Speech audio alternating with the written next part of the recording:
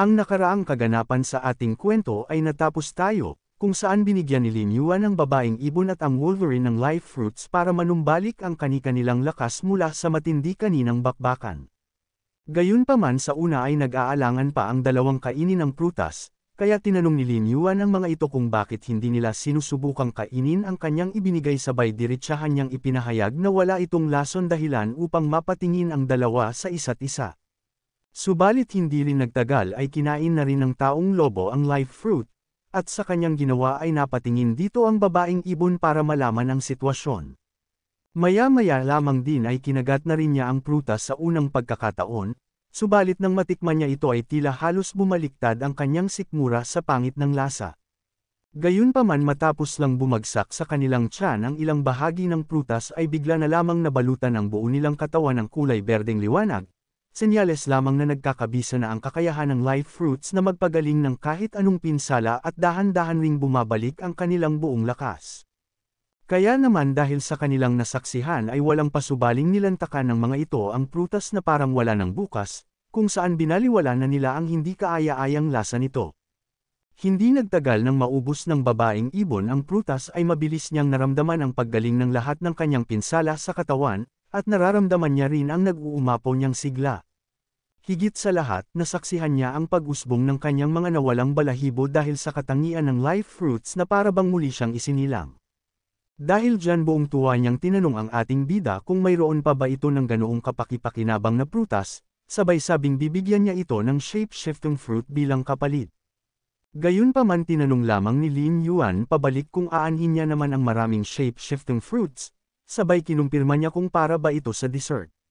Samantala makalipas lamang ang ilang sandali matapos silang makalabas sa kuweba, habang naglalakad silang lahat ay labis ang inis ng babaeng ibon kay Lin Yuan dahil sa tinanggihan nito ang kanyang negosasyon kaya iginiit niyang talagang isa lang na shape-shifting fruit ang kanyang ibibigay dito. Bukod dyan ay ihinayag niya ding mayroon lamang iilang nakatagong prutas sa latian, subalit diretsahang sumagot ang ating bida na wala siya ditong pakialam gayong tanging isa lamang ang kanyang kailangan.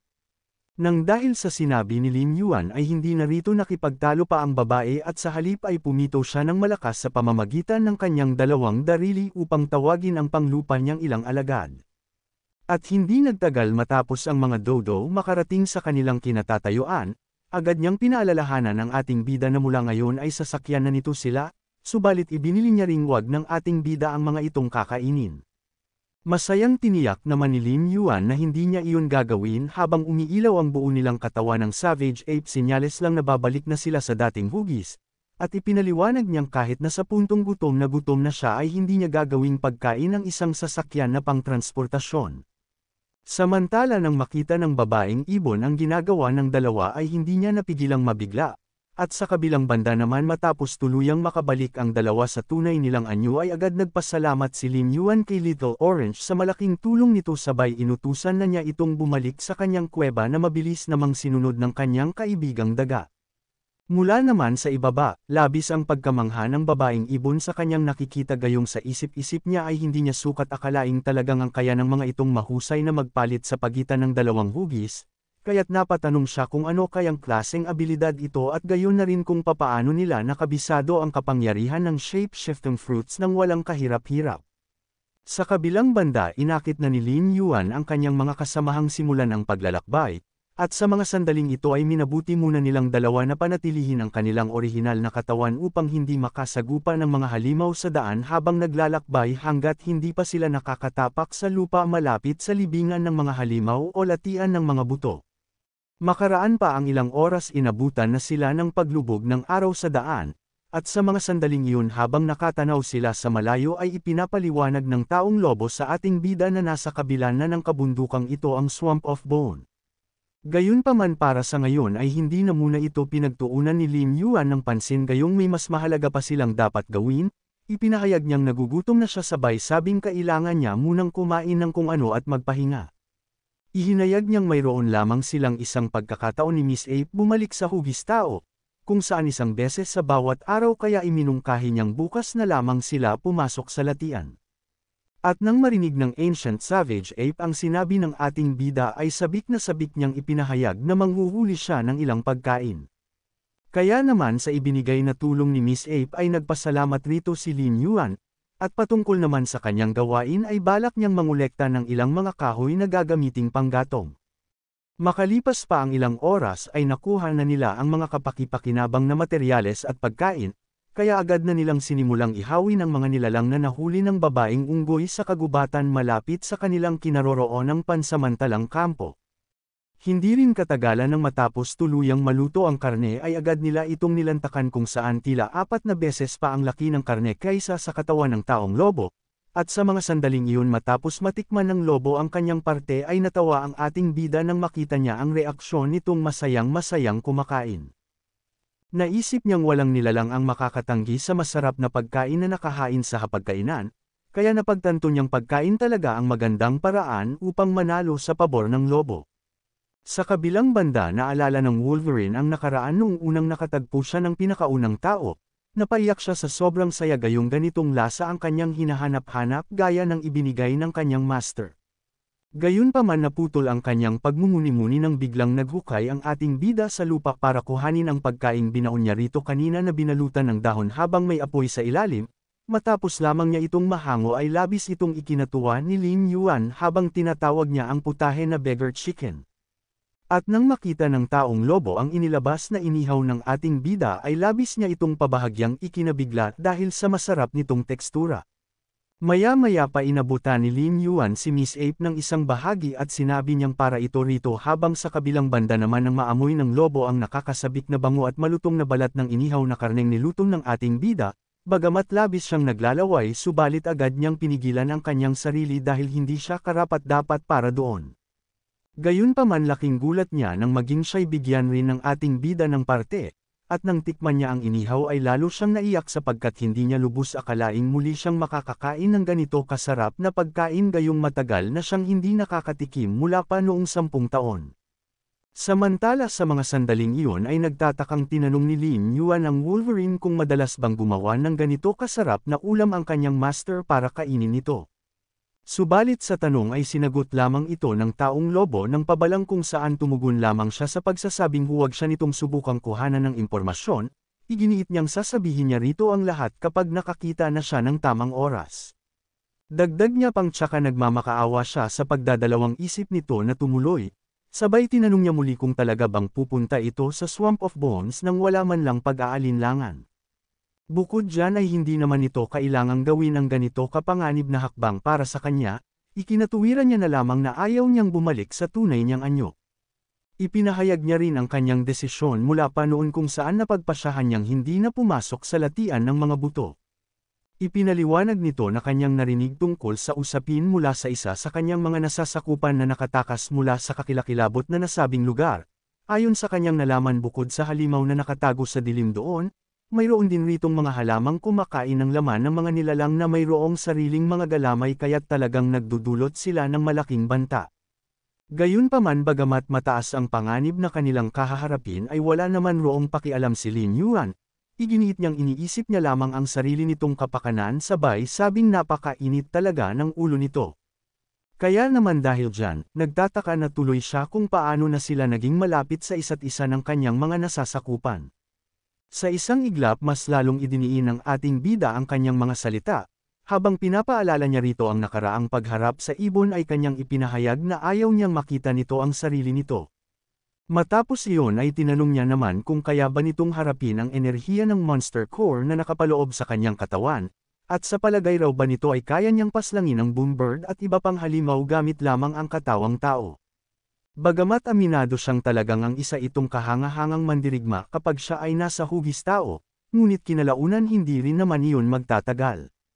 Ipinaliwanag niyang ang katawan nito ay sasabog sa umuusbong na hindi makontrol na enerhiya, siya at si Miss Ape ay nandito dahil sa kanilang kagustuhang tumulong sabay sabing hindi na nila kailangan pang ibalik nito ang pabor na kanilang kusang loob na nais ibigay. Lumapit siya rito at kanyang ihinayag na itinuturing na niya ito bilang kaibigan, at ayaw niyang makitang ang kanyang kaibigan ay mamatay nang wala man lang siyang ginagawa. Sa mga paliwanag at rason ni Lin Yuan ay hindi na siya nakapagsalita pa habang nakatingin sa ating bida dahil sa pagkabigla gayong bumaon sa kanya ang madamdamin nitong binitawang mga salita. At sa mga puntong iyon sinabihan niya ang dalawang magpahinga na muna, sabay may pakikiusap niyang sinabing hayaan siya ng mga itong magbantay ngayong gabi. Makaraan ang ilang sandali matapos siyang umakyat sa puno, hanggang ngayon hindi pa rin mawala-wala sa kanyang isipan ang kanyang narinig na itinuturing na agad siyang kaibigan ng ating bida, kahit na sa kabila ng lahat wala naman siyang ipinangakong kahit ano dito.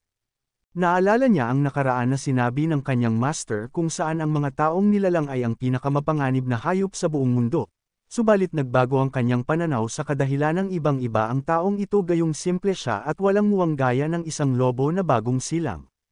Samantala habang bumabaling ang ating bida sa kanyang pagkakahiga mula kaninang patagilid patungo sa harap ay nagsasalita siya ng tulog, kung saan di siya makapaniwalang may 1,000 milyang takbuhan bukas. Nang dahil sa mahaba-habang ehersisyo ay humingi na lamang siya ng pasensya sa kanyang guro, sabay ikinatuwiran niyang may namumuong kalamnan na naman sa kanyang binti kaya't di siya makakasama. Kaya naman matapos mapalingon sa kanya ang Wolverine ay napasabi na lang siyang ang kakaiba naman ng taong ito. Gayunpaman hindi rin nagtagal ay agad na rin siyang bumalik sa pagmamasid-masid sa buong paligid.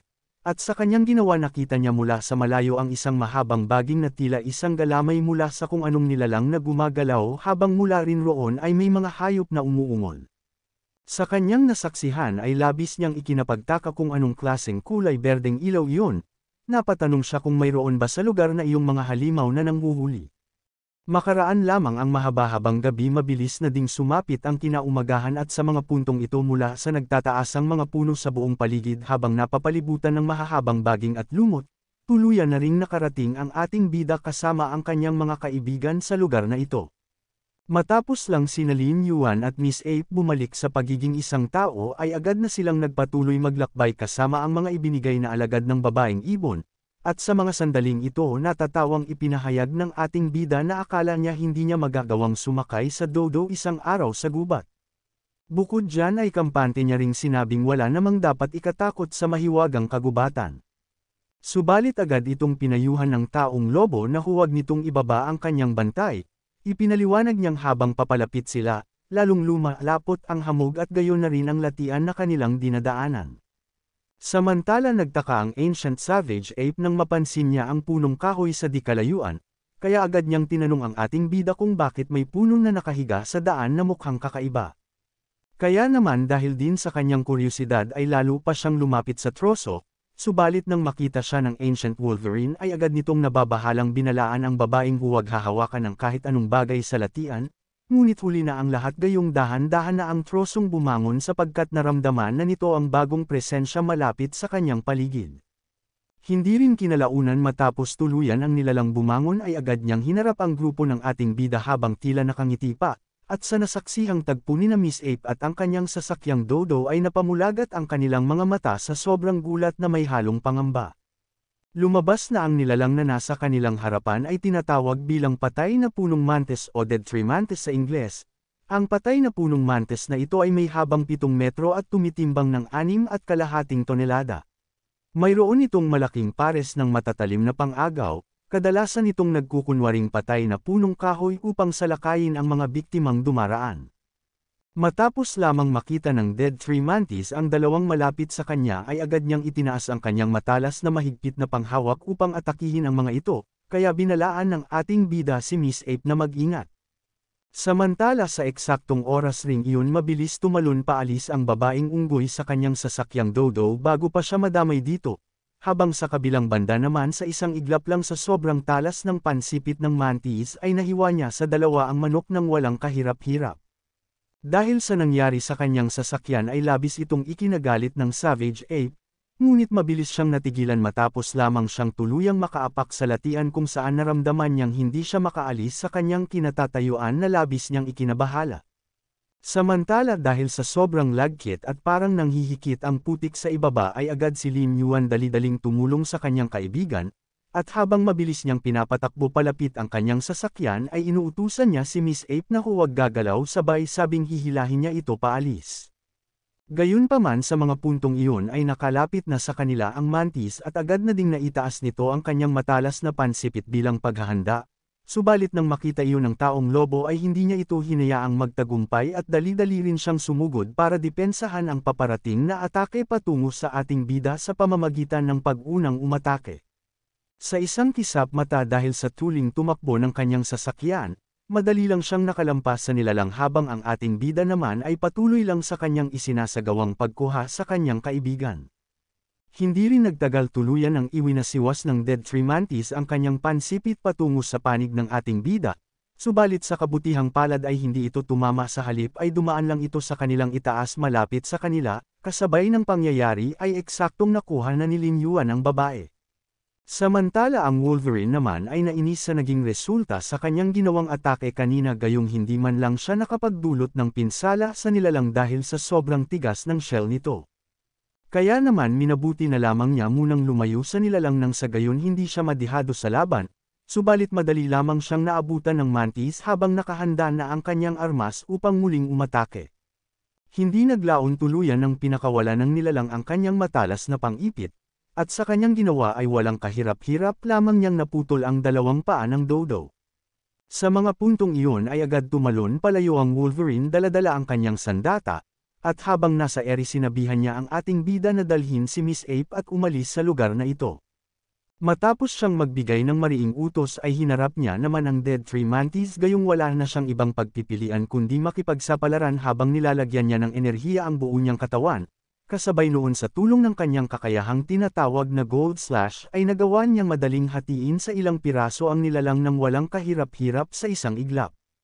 Matapos magtamo ang nilalang ng malalang pinsala ay tuluyan na itong bumagsak sa latian samantalang mabilis naman ang taong lobong naghanda sa kanyang paglapag, subalit bago pa siya ganap na makaapak sa putikan ay nagawa ito ni Lin Yuan isakay sa kanyang dodo kaya't labis ang kanyang saya dahil roon.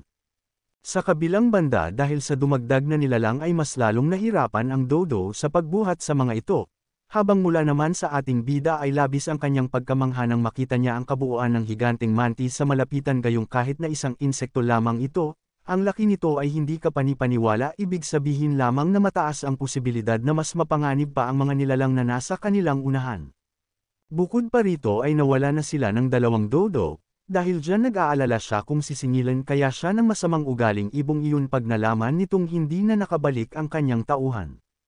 Sa sinabi ng ating bida ay biniro naman ito ng lobo na hindi pa huli ang lahat kung gusto nitong bumalik, subalit mariing tumugon si Lin Yuan na hinding-hindi niya yun gagawin.